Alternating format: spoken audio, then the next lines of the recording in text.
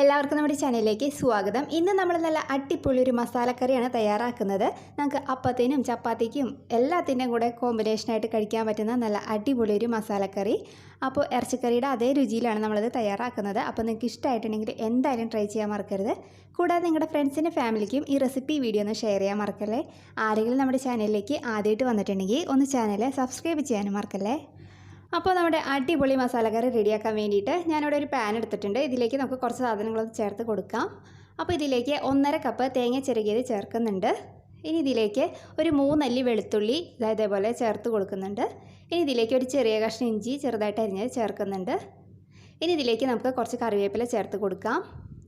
ഇനി ഇതിലേക്ക് ഒരു കഷ്ണം കറുവപ്പട്ട ചേർത്ത് കൊടുക്കുന്നുണ്ട്. ഇനി ഇതിലേക്ക് 2 ഏലക്ക ചേർക്കുകയാണ്. പിന്നെ ഒരു 3 ഗ്രാമ്പു ചേർക്കുന്നുണ്ട്. ഇനി ഇതിലേക്ക് 1 ടീസ്പൂൺ പെരിഞ്ജീരകം ചേർത്ത് കൊടുക്കാം.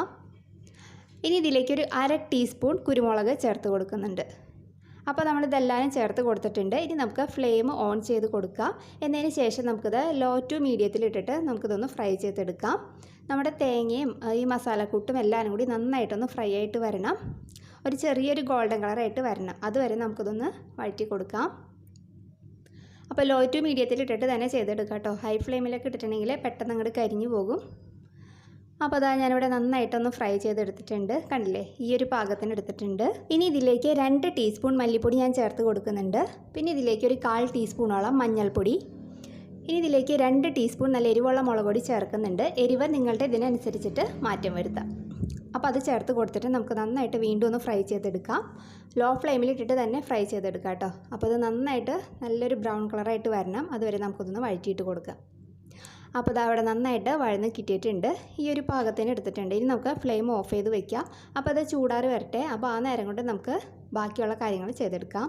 അപ്പോൾ ഇനി നമുക്ക് ഉരുളക്കിഴങ്ങൊക്കെ ഒന്ന് വേവിച്ചെടുക്കാം. അതിന് വേണ്ടിയിട്ട് ഒരു പാനിലേക്ക് ഞാൻ 2 ഉരുളക്കിഴങ്ങ് നന്നാക്കി കഴുകി ചെറിയ കഷ്ണങ്ങളാക്കി അരിഞ്ഞത് ചേർത്ത് കൊടുത്തിട്ടുണ്ട്.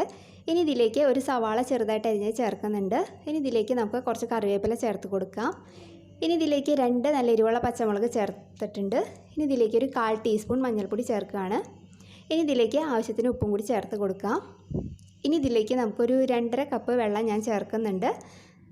അപ്പോൾ അതും കൂടി ചേർത്ത് കൊടുത്തിട്ട് നമുക്ക് നന്നായിട്ടൊന്ന് മിക്സ് ചെയ്ത് കൊടുക്കാം. എന്നതിന് ശേഷം നമുക്ക് ഫ്ലെയിം ഓൺ ചെയ്തിട്ട് അടച്ച് വെച്ച് ഇതൊന്ന് വേവിച്ചെടുക്കാം. അപ്പോൾ നമ്മുടെ ഉരുളക്കിഴങ്ങ് പകുതി വെന്ത് വരുമ്പോഴത്തേക്കും ഇതിലേക്ക് ഞാൻ ഒരു ചെറിയ കോളിഫ്ലവർ ഇതിൻ്റെ ഇതളുകളൊക്കെ ഇതേപോലെ ആക്കി എടുത്തിട്ട് കുറച്ച് ഉപ്പും മഞ്ഞൾപ്പൊടി ഇട്ട വെള്ളത്തിൽ ചൂടുവെള്ളത്തിൽ ഇട്ട് വെച്ചിട്ടുണ്ടായിരുന്നു. അത് നന്നായിട്ട് കഴുകി 2-3 പ്രാവശ്യം കഴുകി എടുത്തിരിക്കുന്നതാണ്.